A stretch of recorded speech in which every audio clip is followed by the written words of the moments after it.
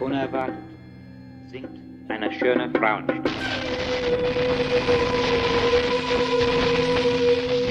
Young and lovely.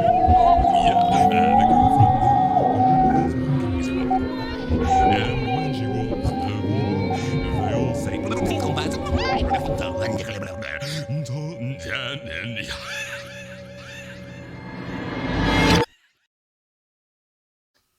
Hey everybody! Yeah, this is Fold by Fold, the podcast on experimental music, new music, contemporary music, any kind of thing. And today I'm very honored to be talking to Concetta Abbate, who is a composer slash violinist slash vocalist from New York, I believe. Yes, I'm from New York. Hi Concetta, how are you doing? Hi, I'm doing good. It's really cold in New York City today. Extremely cold. I just took my dog for a walk and I spilled some of my coffee while I was walking, and the drips of the coffee froze instantly. Oh wow.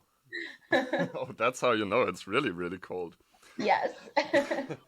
Now, for our listeners who may not be acquainted with your output, Concetta is a composer dealing with, at the very intersection, I would say, between art pop and folk music and contemporary chamber music.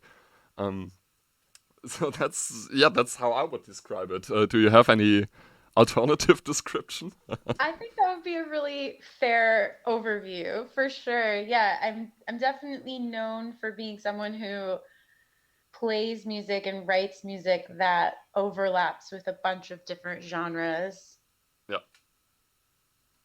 Yeah, like in general, sometimes the whole notion of genreifying and labeling music can be a little bit paradox, can't it? Yeah, I think it's interesting because you do need to be grounded in some kind of tradition to develop technique. Like there's something really beautiful about a history and a tradition behind music. Um, and I think it's important to respect that. And at the same time, to be adventurous and experimental and always open to learning new things, but with sincerity, I think is important. So, it's interesting working in a lot of different genres and confronting things like that. Oh yeah, now sincerity is it's a great thing to mention there, because that's honestly when I checked out your stuff for the first time, that's one of the first things that kind of hit me. Like, wow, this is so, I don't know, it's so sincere and it's so artful in its unpretentiousness. I just really appreciate something like that sometimes. Honestly, like I was blown away, and it's really quite an honor for me to talk to you right now. That's really such a sweet thing for you to say. I really try to bring that sincerity to my music in terms of my storytelling and my narrative behind making art. Like I want it to be genuine and personal and relevant. And if it's something that's relevant to me, then I think that translates to the listener. Um, and yeah, it's just making music, especially music that covers a bunch of different music scenes and genres, is also just for me just a super interesting opportunity to constantly be learning something new. Yeah. This kind of cool because like you're talking about learning something new right now, and also you have founded a education program, right? You're the founder of Teacup Music. Can you tell us a Yeah. little bit about that?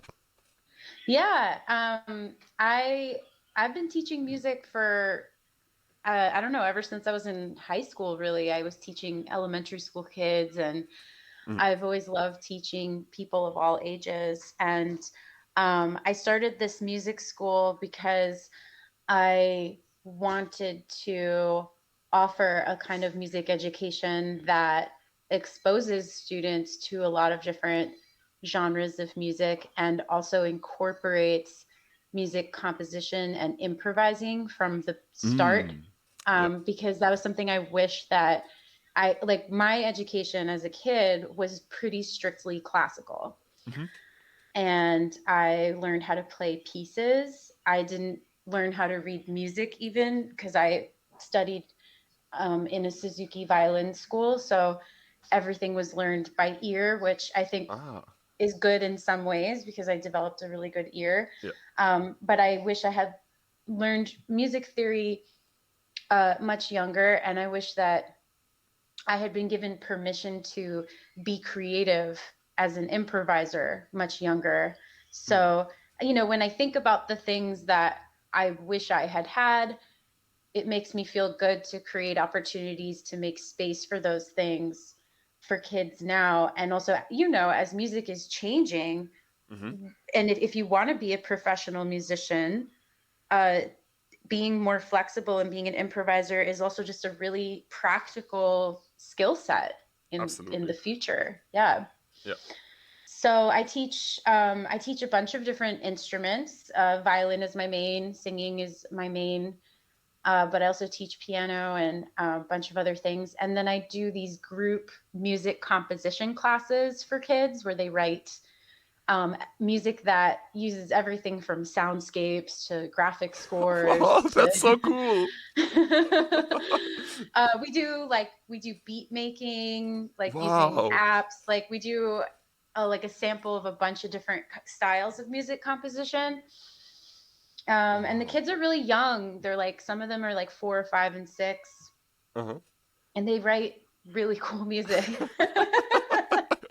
This is so damn cool. Like, honestly, I wish there was like this kind of approach was a little bit more you know, a little bit more popular, because honestly, like I've seen there's so much shit going wrong in music education, right?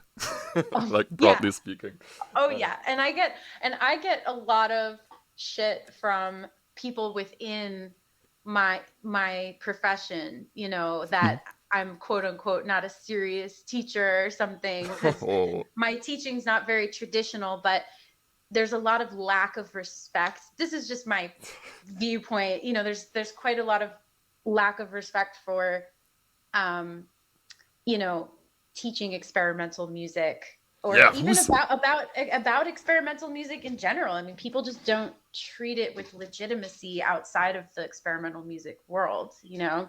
Totally. There's some kind of paternalization kind of going on often with people kind of saying, yeah, there's this all this new shit, this avant-garde shit, that's just not palatable to any listeners.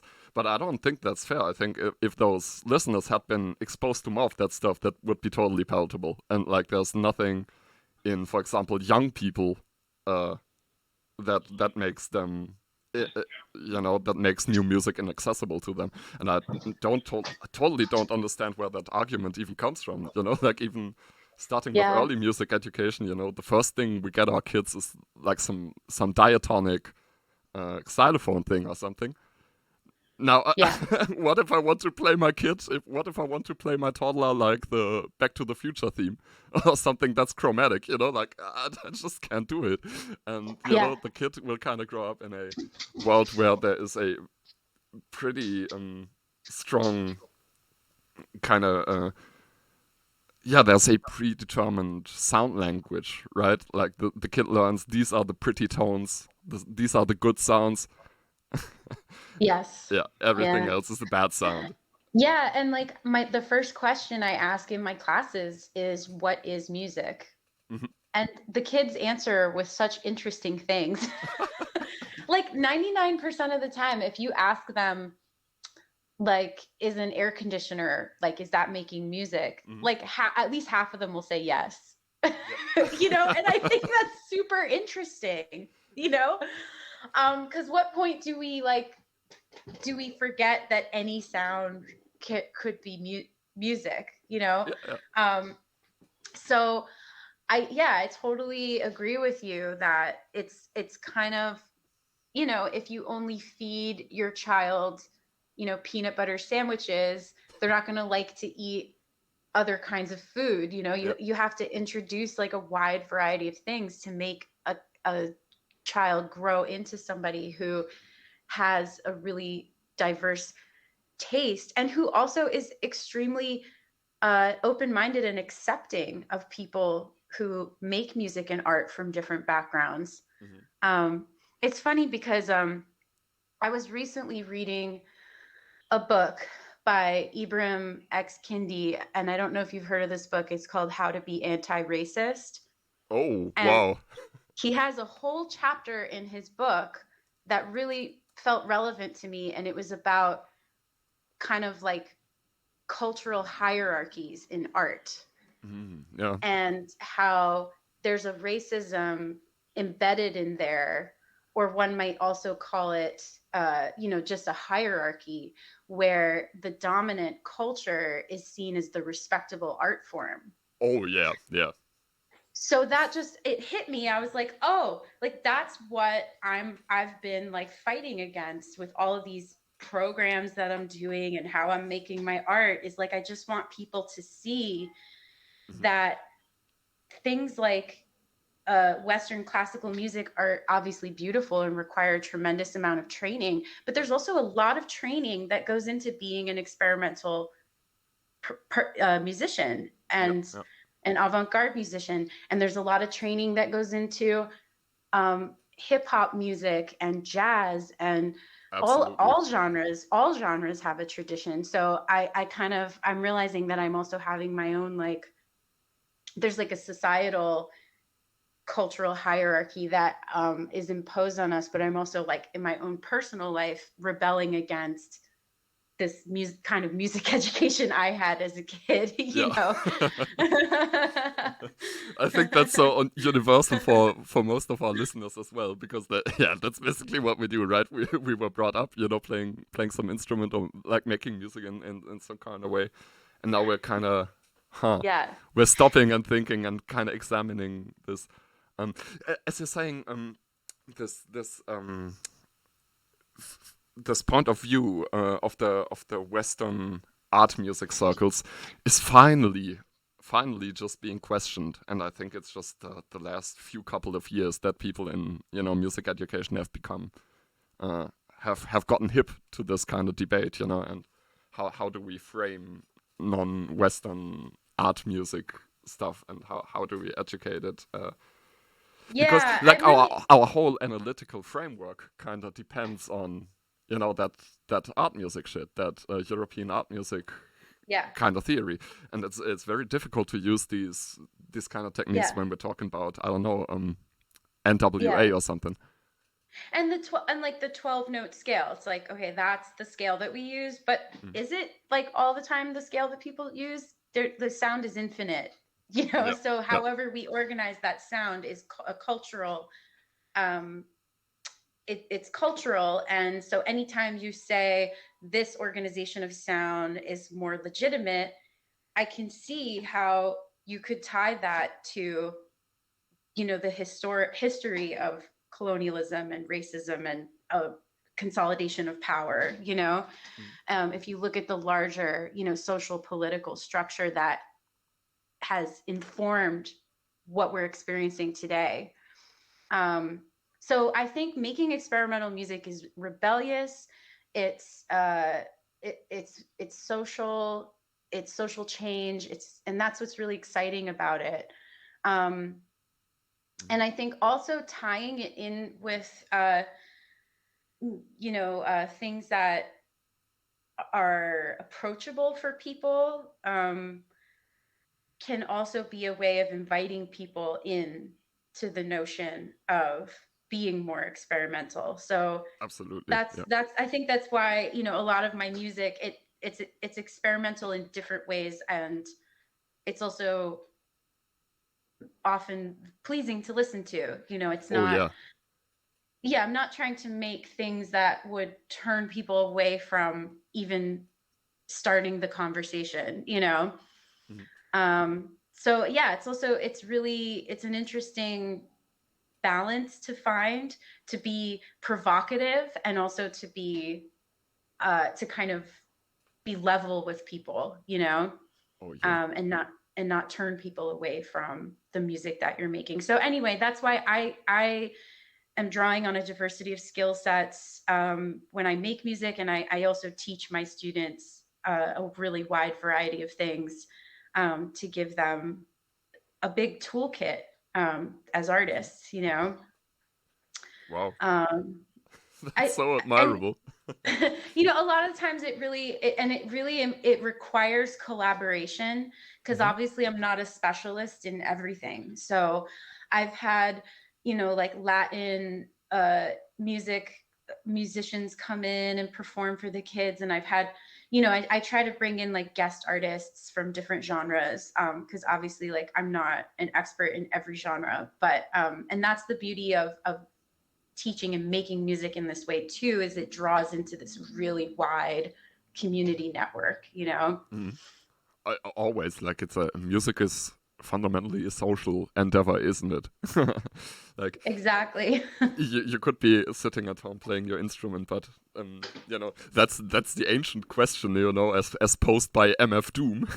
Is he still a fly clapper, you know, clapping if there ain't nobody there to hear it? And can he testify within the spirit? So is it actually music without its social function, or is it just a guy making sound?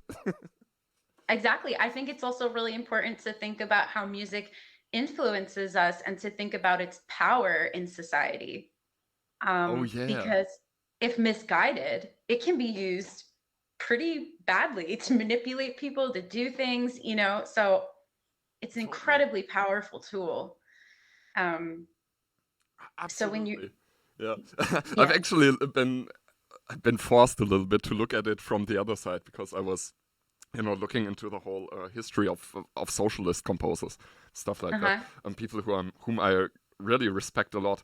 But when it comes to their aesthetical ideals, like sometimes I saw the same paternalization that we see for children, but in their case, they're just paternalizing the working class, as in, you know, the simple working man cannot appreciate a 12-tone row.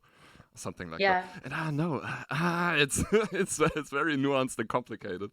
But as you've said, and we should get to talk about your music way more. But as you've said, it's a very successful strategy always to introduce people by something they know and then abstract it further and take them somewhere else, right? So for example, you know, my album Mirror Touch is a series of great transition songs. Sorry, I'm like leading this conversation. No, this is perfect. You know, it's a song cycle, and it's so there's different ways in which you can be abstract. You can write songs, but you can be abstract in the instrumentation, or you can be abstract in the form structure of the song. You know, there's different angles which you could be experimental. And I think in some ways, at least for me, if there's too many variables, I don't feel as satisfied with the result as if I have at least some kind of like structural framework I'm working in, you know. So wow, these songs on here, their structure has often reminded me of you've said it's a song cycle, but I really feel like this is kind of reminiscent in some ways to the song cycles of like the romantic composers, you know, your Schumanns, your Schuberts, your Boulangers. That's cool. Yeah, it's kind of that, but it's also pop. It's also like lots of different folk influences. Like it's so cool. Like, how is it all coming together? I don't know. I've just studied a lot of different things, and then when I write the song, I try to just go by what my ear is hearing, what sounds interesting to me. I think it's really interesting to play violin and sing at the same time, because you're dealing with just the practical challenges of how to do those two things at the same time. Because I was taught that it doesn't work. I was taught that this cannot be done. You know, it cannot be done to play a fretless instrument and sing at the same time. And then I've seen people do it, and I was like, huh. You know? Yeah, I think you do need a strong ear, and you have to practice it. And I think the most important thing is keeping your rhythm consistent, because if you lose your sense of rhythm, you kind of lose the ear of the audience. And I don't need, I mean, I have, my partner plays drums on the album. He's playing drum set. And that was really cool to have him. But oftentimes I'm playing live and I don't have a drummer with me. So I have to have my internal drummer. Yeah. And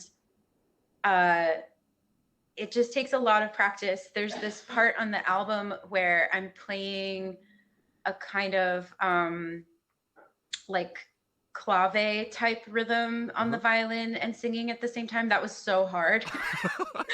I had to practice so much. Wow. Oh, God.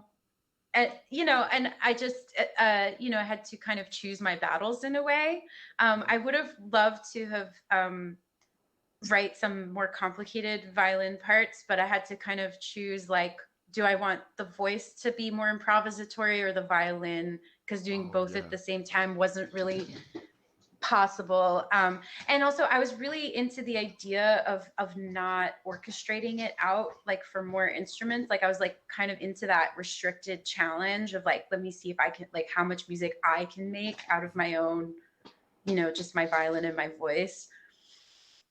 And my first album, Falling in Time, was like really orchestrated for like a whole bunch of different ensembles. So this approach was more internal and like, you know, it was really more of like a complete solo project. Yeah, that's fascinating, because I was wondering about the arrangements on Mirror Touch. Yeah, you said you weren't trying to orchestrate it that much, but I like how can I imagine the process of the arrangements and the orchestrations going? Because I feel those are really beautiful. You know, when I first listened to the album, like I really liked the songs, but there was also like always a little extended technique in there, or some cool arrangement choice, some cool orchestration choice that just piqued my interest, you know, constantly. How did you go about doing that? It's almost entirely just me and the violin. I mean, there's some woodwind pads that are written in.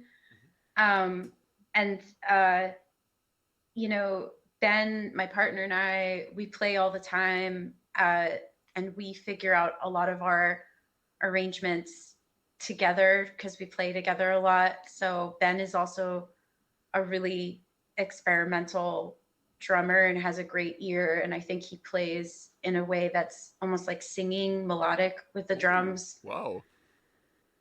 I think he's always thinking about like the melodic aspect of drumming, and so like we, you know, we play together a lot, and it's funny because I had to really rehearse with the woodwind players, because I was also learning about what you could do with woodwind instruments, because that's the whole world. I mean, that was really like the first time I had worked with woodwind players. My first album was mostly string quartet stuff. So I liked the idea of incorporating these like breathy sounds, especially on that piece, Overflow. Has some pretty experimental like breath sounds that are layered in with harmonics on the violin, and it's more kind of atmospheric, especially in the middle of that piece. And the way it blends, like the way the timbres change, the flute timbres, the bass clarinet and the violin, and everyone's doing kind of air noises. Like this was really wow. When I first heard it, this was absolutely amazing. And also it came kind of in a funny situation for me, because I had been listening to this noise guy who I'm also gonna be interviewing on the podcast. Oh, cool. So I had been listening to like 2 hours of the most extreme harsh noise stuff, and then I put on your album, and there was a shift of gear, you know. I mean, that's kind of the nice thing about being well versed in experimental music, is that you stop thinking about music in the 12-note chromatic system. Yeah. Like, okay, I'm also writing textures, and then it's kind of, you can't notate those things all the time. Like Yep. I have to put directions in my scores sometimes that say things like, breathe as if like it's your last breath. You know what I mean? Like it's Wow. it's almost like acting in a way. Yeah. Like the way you direct parts of the score has to be more through metaphor. And I think that's the interesting thing about writing music that doesn't fit in standard notation. So obviously a lot of the scores are standard notation, but we can also go away from that a little bit and then come back to it, Mhm. So I also I'm a very one thing that's been really inspirational for me, and if anybody's listening to this who's composing music, I love working with people who are not musicians, because they talk about music through metaphor. They don't necessarily have the technical words that we have, and anytime somebody talks about music through metaphor, it changes the way that you think about music. So Yeah. if I'm working with like a dancer, for example, they're going to say something like, these notes, I want them to sound wiggly here, and I want them, it's like, what does wiggly mean? Like, let's get at that. Like, and then you end up making something that doesn't sound like an orchestral score, Yeah. If I put a slur in, the musician's going to play it like a slur. But if I say or a glissando, but if I say like, this should sound like a sigh, well, then you're thinking about, what does my breath sound like? What does my sigh sound like? Instead of like, what does a glissando sound like? Oh yeah. We reach like another level of abstraction there, and it kind of becomes, maybe it even becomes more tangible for the untrained listener, because it's just so descriptive in some way, right? Yeah, I mean, and that's also why it's great to work with children, or any kind of person who's learning music for the first time, or of any age, because they will say the wildest things about what music sounds like. Like if I play a song for a musician, they'll say like, okay, that's like a dominant chord resolving to a one chord. Yep. If I play the same song for like a little kid listening to it for the first time, they'll say something like, that sounds like a parrot, like emerging with its wings into the sky. You know what I mean? And wow.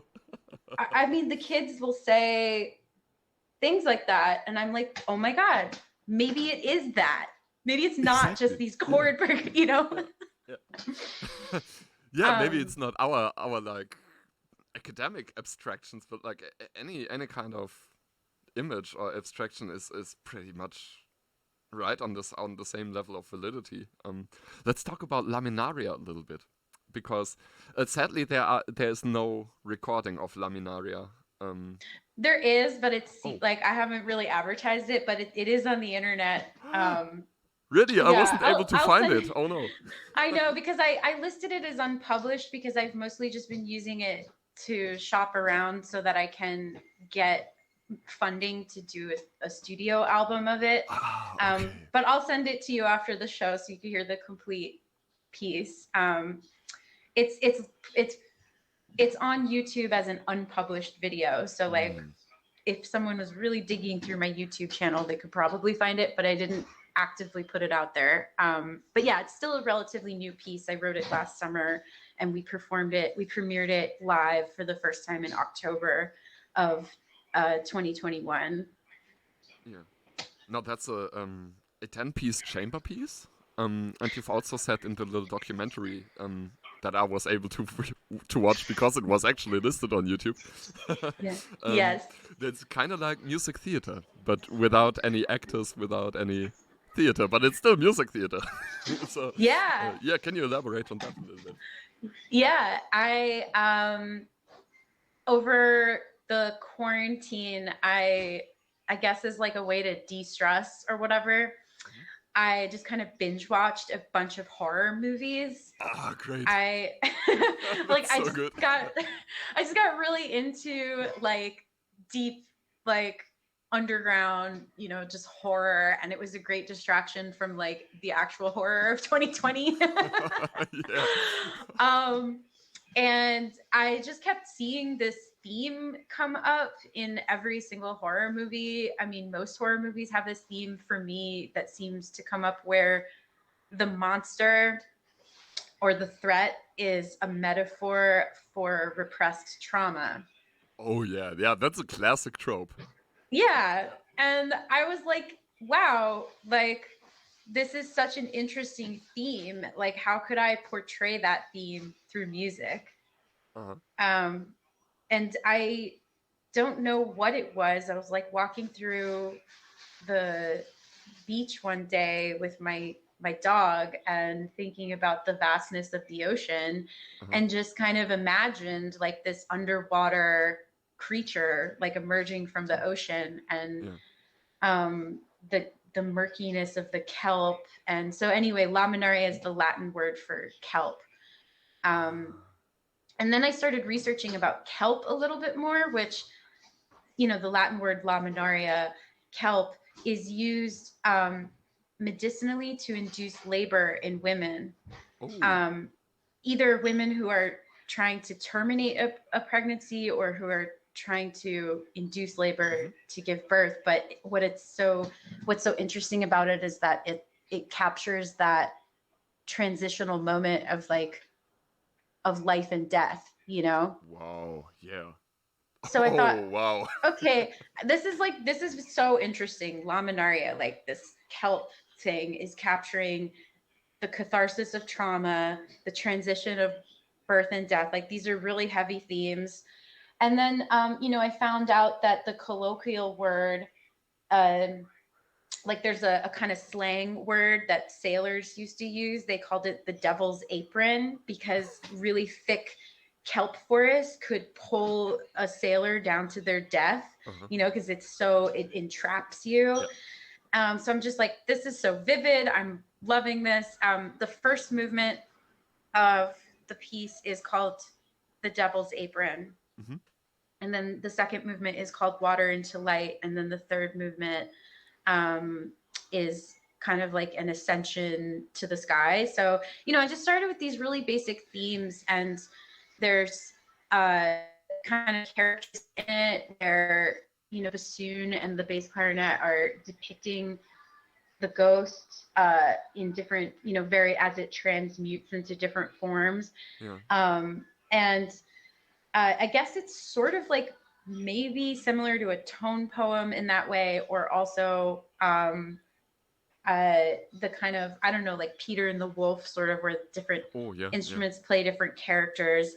And we also have this really amazing percussionist who's playing in the ensemble, who actually built all of his own instruments out of recycled materials. His name is Skip LaPlante. He's a composer who, you know, builds his own instruments, and he's doing these kind of textural sound effects the whole time, like the buoy bells that you might hear, and the screeches of seagulls, and, you know, just putting in, you know, you think about kind of the soundscape of a horror movie, you know, like that was also like a big part of tying it all together, was having Skip bring his, like, you know, hodgepodge percussion instruments into the mix. But yeah, so I'm a singer and play violin, and then the other violinist in the group also sings, and the French horn player sings. So we also had like 10 musicians, and 3 of us are also singers. So really it's like 13 parts. Oh, wow. Yeah, it goes deep. Damn. I really can't wait to listen to this, and I absolutely hope you can find somebody to actually put this down, right, and commission you to record this. Maybe if I can think of some more labels, I'm already jogging my mind. But if I think of any labels in the near future, I'll definitely message you. Just I really hope we can get this out. Damn, I want to listen to it. Yeah, I'll send you the live performance recording. We played it at the Domena Center for Classical Music in October. That was where we premiered it, and I have the full recording of that. But you know how it is. Like, I can't just put it public, because I would really love to do it in a way where it could be like maybe come out on vinyl or, you know, just Totally. be published in a, you know, and so labels like to see that you've sort of kept your music under wraps. Yeah, it's almost a necessity at that point. Damn. Yeah. Yeah, I'm, But as I said, I'm already thinking like there might be a small chance that I might just hit you up with labels in the next couple of days. That would be so helpful. I mean, yeah, I just want to send it out to as many places as possible. So yeah, I wrote the piece like over quarantine. I wrote it, a lot of it was just through free improvisation and recording myself and then picking my favorite themes from Nice. my personal free improvisations and then just orchestrating those. And the piece itself incorporates multiple styles of improvisation. There's like, you know, kind of more straight ahead improvising over chord changes. And then there's also textural free improvisation.